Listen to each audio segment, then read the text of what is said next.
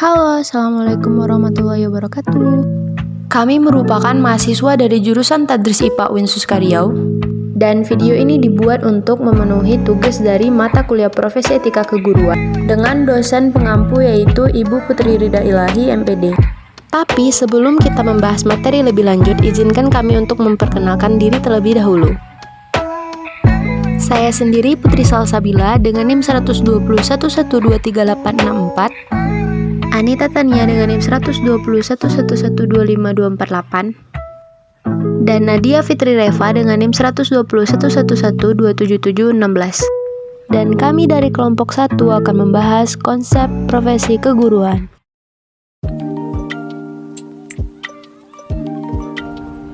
Pengertian profesi. Profesi dalam bahasa Inggris disebut profession, mengandung arti suatu pekerjaan. Secara sederhana, istilah profesi sering diartikan sebagai suatu pekerjaan seseorang, baik pada pekerjaan di sektor formal maupun pekerjaan di sektor non-formal, yang dilakukan secara rutin dan merupakan sumber penghasilan finansial utama dalam kehidupannya. Misalnya pedagang, pengacara, dokter, guru, penari, pelukis, petani, dan lain-lainnya. Di kalangan masyarakat, dalam kehidupan sehari-hari nampaknya semua bidang pekerjaan itu dicampurkan dan dianggap sebagai suatu profesi, baik itu yang berlandasan moral dan etika yang berlaku, maupun yang secara jelas bertentangan dengan aturan, baik aturan formal maupun aturan yang tidak formal. Jadi, profesi adalah suatu jabatan atau pekerjaan yang menuntut keahlian dan para anggotanya. Artinya, profesi sebagai suatu pekerjaan tidak bisa dilakukan oleh sembarangan orang yang tidak terlatih dan tidak disiapkan secara khusus untuk melakukan pekerjaan.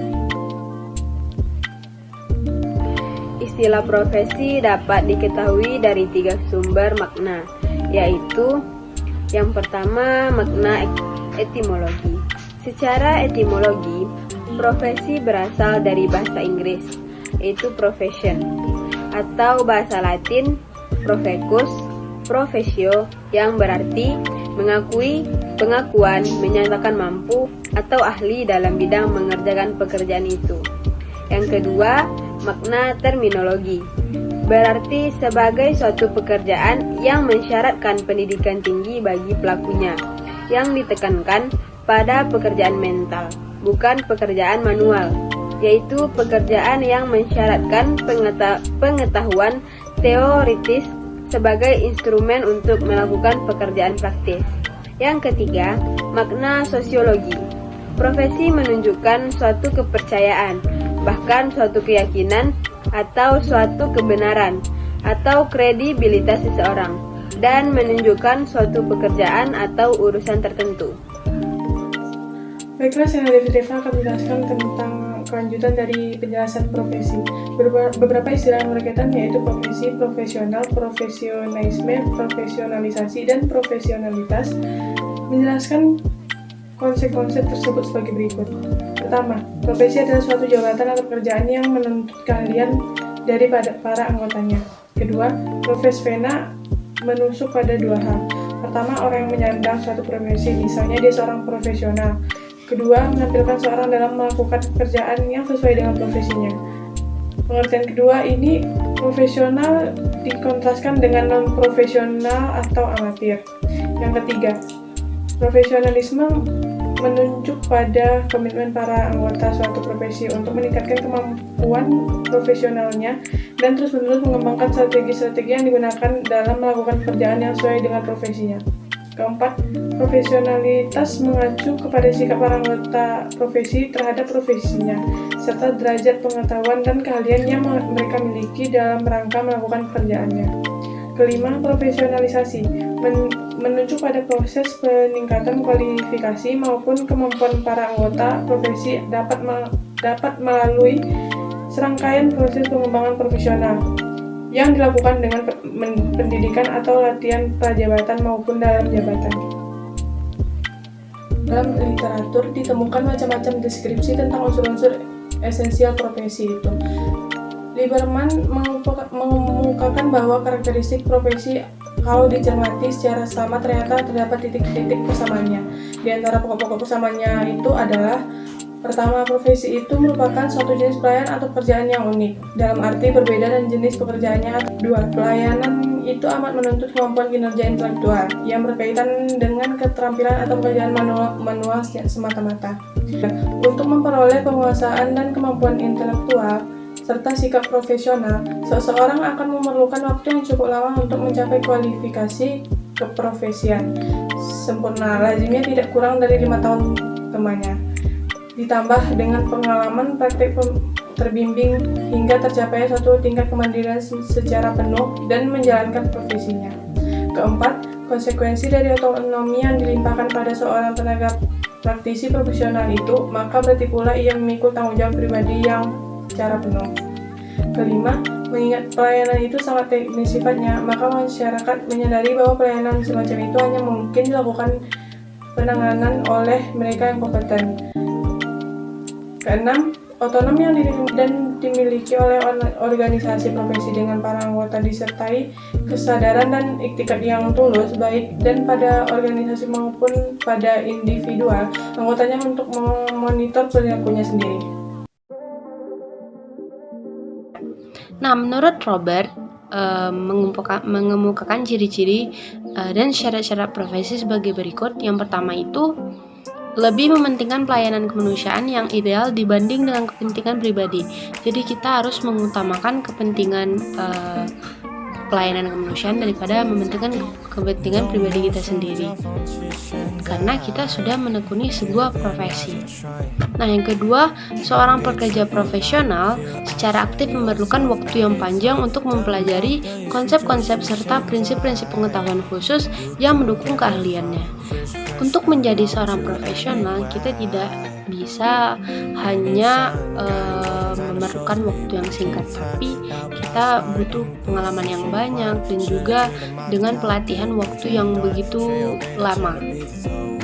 Nah, ketiga, memiliki kualifikasi tertentu untuk memasuki profesi tersebut serta mampu mengikuti perkembangan dalam pertumbuhan jabatan. Jadi kita juga harus bersifat mudah berkembang ya, dan mudah menerima. Yang keempat, memiliki kode etik yang mengatur keanggotaan, tingkah laku, sikap, dan cara kerja. Jadi dalam sebuah profesi itu kita juga memiliki aturan. Yang kelima, membutuhkan suatu kegiatan intelektual yang tinggi. Jadi sebuah profesi itu dilakukan dengan syarat tertentu, dan bukan hanya dilakukan dengan begitu saja, tapi memerlukan syarat-syarat, dan itulah syarat-syarat tadi yang sudah saya sebutkan. Nah, kemudian menurut Mukhlas Zamani dan kawan-kawan, dia juga mengemukakan syarat profesi meliputi: yang pertama itu memiliki fungsi yang signifikan dalam kehidupan masyarakat di mana profesi berada. Jadi misalnya nih, contohnya seorang guru. Profesi kita sebagai seorang guru nih. Jadi ada sebuah desa yang kebanyakan profesinya sebagai petani, tetapi kekurangan guru di daerah sana. Jadi jika adanya kita di daerah itu, jika adanya kita sebagai seorang guru, itu memiliki fungsi yang sangat signifikan bagi masyarakat itu tersendiri. Yang kedua, memerlukan keahlian dan keterampilan tertentu yang tidak dapat dijangkau oleh masyarakat awam pada umumnya. Nah, seperti contoh tadi, seorang guru. Pada masyarakat desa yang banyak profesi sebagai petani, tentu mereka kurang mendapatkan pendidikan dari jenjang manapun. Dan untuk itu, kita sebagai guru, pendidik, bisa memberikan pengetahuan-pengetahuan yang baru untuk masyarakat itu tersendiri. Jadi itulah kegunaan profesi kita, untuk mengajarkan pengetahuan baru dan mengembangkan potensi masyarakat tersebut. Nah, yang ketiga, keahlian yang diperlukan dikembangkan berdasarkan disiplin ilmu yang jelas dan sistematik. Nah, jadi keahlian yang kita kembangkan ini berdasarkan ilmu yang sistematik, bukan ilmu abal-abal saja, karena ini adalah profesi dan kita mempelajari ilmu yang pasti. Nah, yang keempat, memerlukan pendidikan atau pelatihan yang panjang. sebelum seorang mampu memangku profesi tersebut. Jadi, jika kita sudah menjadi seorang guru atau seorang dokter, itu tidak membutuhkan waktu yang singkat, tapi membutuhkan waktu yang lama dengan pelatihan, dengan pelajaran, dan segala macam tes. Nah, itu diperlukan untuk apa? Untuk mempersiapkan diri kita agar mampu menghadapi profesi yang kita jalani. Nah, yang kelima, memiliki otonomi dalam membuat keputusan yang terkait dengan ruang lingkup tugasnya. Jadi, kita sebagai guru atau sebagai profesi lainnya juga memiliki otonomi agar kita bisa menjadi panutan dan juga mudah mengambil keputusan.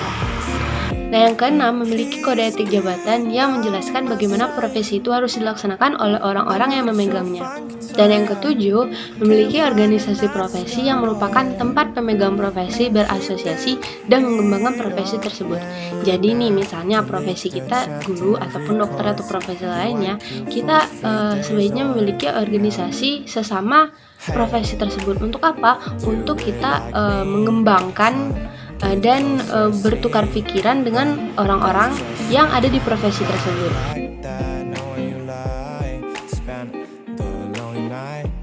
Sebuah profesi itu haruslah dilandaskan dengan keahlian kita dan juga pengalaman-pengalaman kita. Kenapa? Karena tidak semua orang pula bisa menjalani profesi tersebut. Hanya orang-orang yang memiliki keahlian dan pengalaman yang bisa menekuni profesi tersebut. Kenapa? Bayangkan nih, kalau misalnya seorang dokter tidak memiliki keahlian dan pengalaman, bagaimana jika dia akan mengoperasi pasiennya atau mengobati pasiennya? Ya kan? Jadi segala sesuatu profesi itu harus memiliki ilmu dan keahlian dan juga pengalaman yang sudah kita pelajari dengan waktu yang jangka panjang. Dan tentunya menggunakan teknik-teknik ilmiah serta dedikasi yang tinggi. Jadi itu ilmu yang pasti yang kita pelajari ya untuk menekuninya itu. Nah, setiap profesi memiliki kode etik masing-masing. Apa itu kode etik?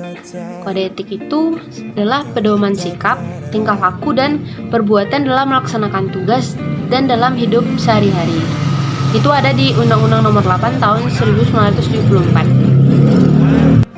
Nah, seperti yang telah disebutkan salah satu kriteria jabatan profesional, jabatan profesi harus mempunyai wadah untuk menyatukan gerak langkah dan mengendalikan keseluruhan profesi, yakni organisasi profesi. Nah, seperti yang telah saya jelaskan tadi, itulah pentingnya sebuah organisasi profesi. Di sana kita bisa mengembangkan dan bertukar pikiran dengan orang-orang sesuai profesi kita, sama dengan profesi kita. Jadi jika kita memiliki kesulitan atau memiliki suatu masalah, kita bisa mendiskusikan dan kita bisa mencari solusi bersama.